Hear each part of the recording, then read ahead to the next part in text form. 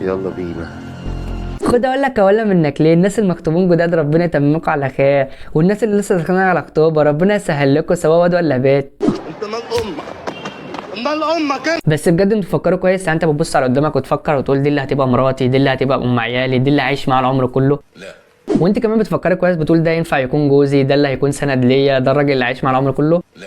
ولا بتقضوا الفترة ديت شوية دلع على شوية هزار على شوية صور على الانستجرام وهي ماشية لحد ما الجوازة تحصل والسلام؟ بتعملوا بجد يا جدعان؟ في ناس دلوقتي بقى بيتجوزوا ويطلقوا في ثانية، وفي بنات نفسهم يتطلقوا والله بس بيستحملوا عشان خاطر العيال. انت بتتكلم جد؟ وفي رجاله بتستحمل دلوقتي عشان مش معاهم فلوس تطلقهم، لو توفر معاهم فلوس هيطلقها من الصبح. الموضوع بقى كارثه بجد. لا حول ولا قوة إلا بالله، والله ما أعرف غير منك دلوقتي يا أبو حميد. اصل احنا ضيعنا اهم حاجه في الحياه اللي هي الخطوبه. الخطوبه اتعملت عشان نفهم بعض مش عشان نضحك على بعض. انا في ده عندك حق. مش نخبي عيوبنا ونخلي الصوره حلوه. اصل انت داخل تتجوز انسان مش داخل فيلم رومانسي. بص يا صاحبي، في حاجه مهمه احنا بننسى نعملها او مش بنفتكر نعملها. قبل ما تفكر تروح تخطبها عشان شكلها حلو او دمها خفيف او انت مرتاح لها، صلي صلاه استخاره. مش محتاجة حاجة يعني. اه والله صلي، مش مره ولا اتنين ولا تلاته، لحد ما ربنا يريح قلبك ويبين لك الطريق.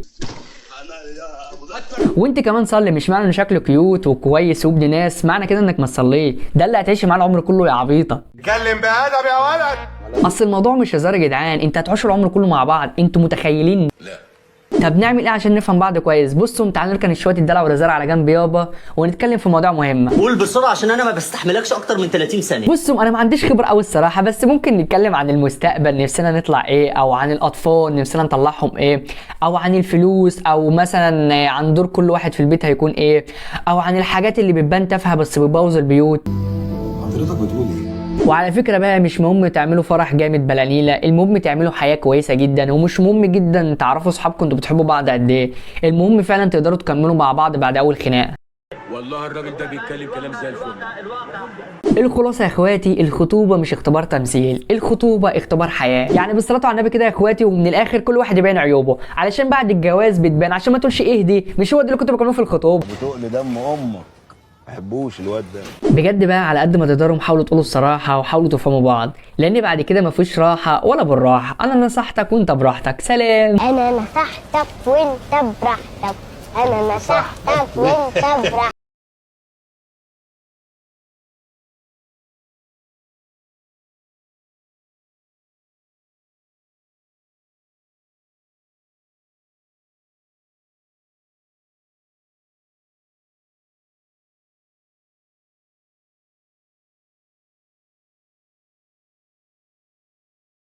سلام.